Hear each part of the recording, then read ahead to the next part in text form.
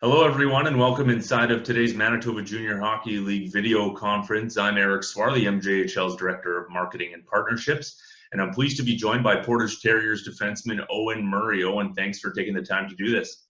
No, thanks for having me on. First off, how have you been doing? What have you been up to since the season kind of came to an abrupt halt there? Yeah, I mean, it sucks, bad way to end the season, but yeah, I've been working on a lot of schoolwork, graduating in I guess a month and a half or so, and just we run a family farm here, and I've been helping out on that and doing some rehab for a couple injuries from last season.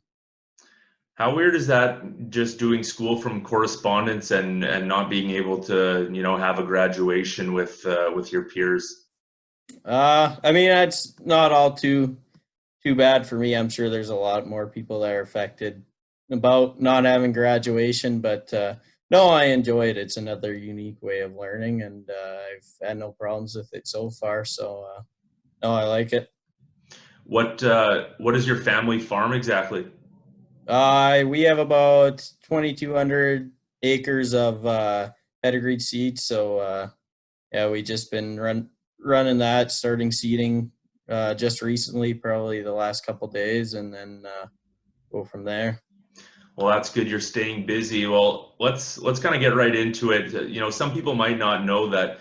You weren't drafted into the MJHL. You weren't auto protected in the league. Just, walk me through that. What was kind of going through your mind during that time? Did you use that as motivation to kind of push yourself to make it to this level?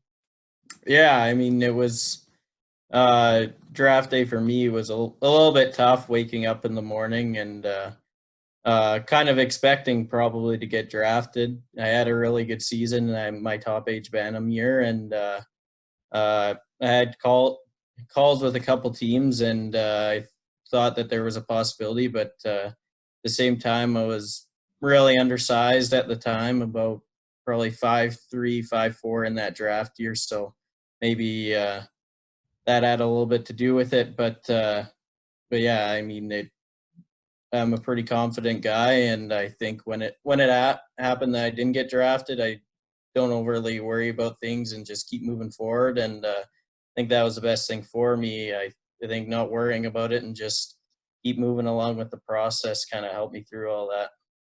Well, you had a massive jump statistically from your first year bantam to your second. Is that kind of when you started getting some more confidence? And what changed from that first season to your next? Was it just a confidence thing? I think it was a little bit of confidence and a little bit more having that extra year of experience and just having a little bit more opportunity in the lineup. Being a top age Bantam, I've always excelled at a younger age, and I think I've always known I could do it. And no, I had a really good season that year. Well, so take me through how did that all work after? So you go undrafted. Um, how did everything unfold with the Terriers, I guess, leading up to that 2018-19 season, which was your first in the league? Yeah, I mean, I think a couple days after the draft, my dad had a couple calls from a few teams, and Portage was one of them, and they had just won the Turnbull Cup that year, and Lane Toder, who's from our area, was already there, and we knew the history of Yellowhead guys going there, so I think it was a pretty easy decision to select Portage to list me, and then from there I went on to play at the Rink Academy the following season on their Elite 15 team, and I think that was really good decision by me and my family. I think that's what really got me prepared for the MJ, and it was an unbelievable opportunity, and the skill development and all the training you get from day to day was just second to none. And I think that's definitely what got me ready for my first season of junior.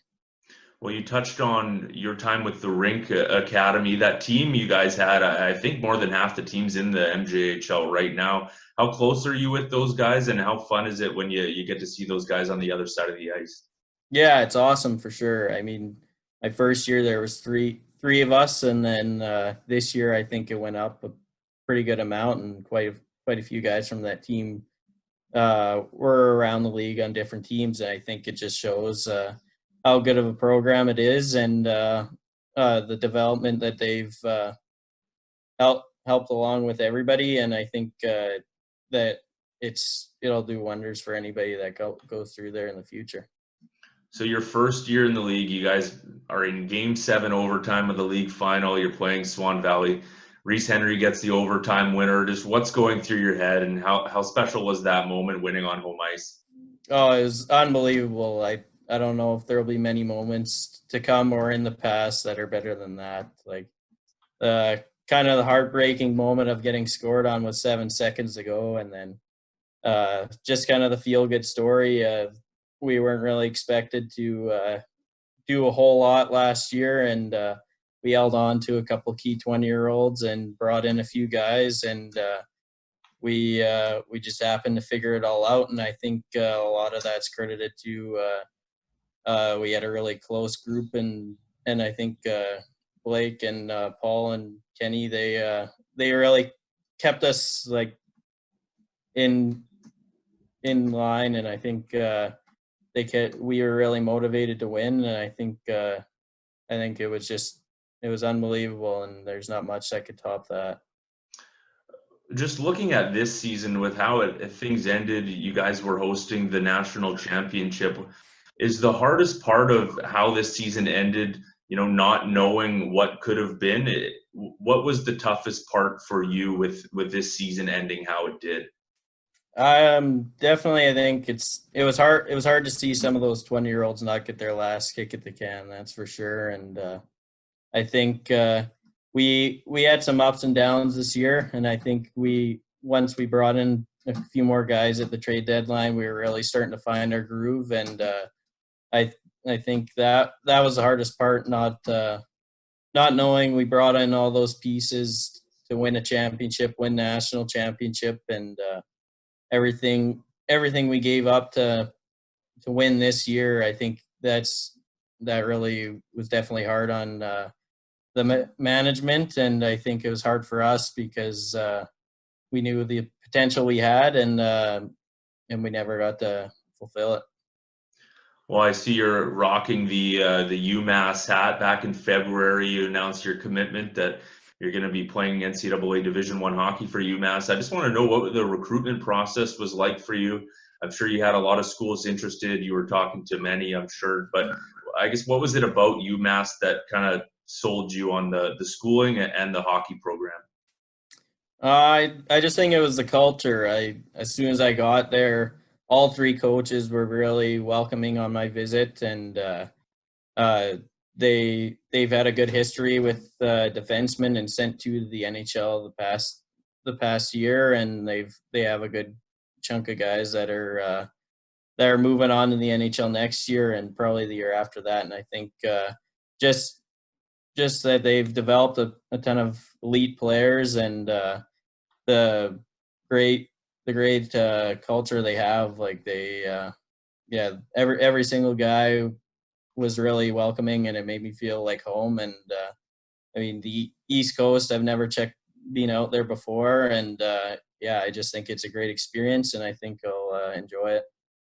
Is this something that was a goal of yours or a dream of yours? And maybe looking back 4 years ago, is this something that you thought could happen? And just how cool is this that you're going to be playing NCAA Division I hockey for a prestigious program like UMass? 4 years ago, I don't know if I'd exactly say that's where I'd end up. I was kind of just going through playing, and I ended up getting listed in the WHL as well, and I had both options. And I think once I got to Portage, that's when I kind of thought maybe it's best to go NCAA over the major junior route, and I was getting tons of interest right away. And I think it was there's quite a few guys in the past that have gone through the MJHL and through college and into pro hockey, and I think it's a pretty unique route, and not too many people know about it still up here. And I think I can kind of help pave that path for future kids. Just a couple more for you here. I'm not going to keep you too long. Just overall, what are you going to remember when you look back on your time in the MJHL? What are you going to remember most about it?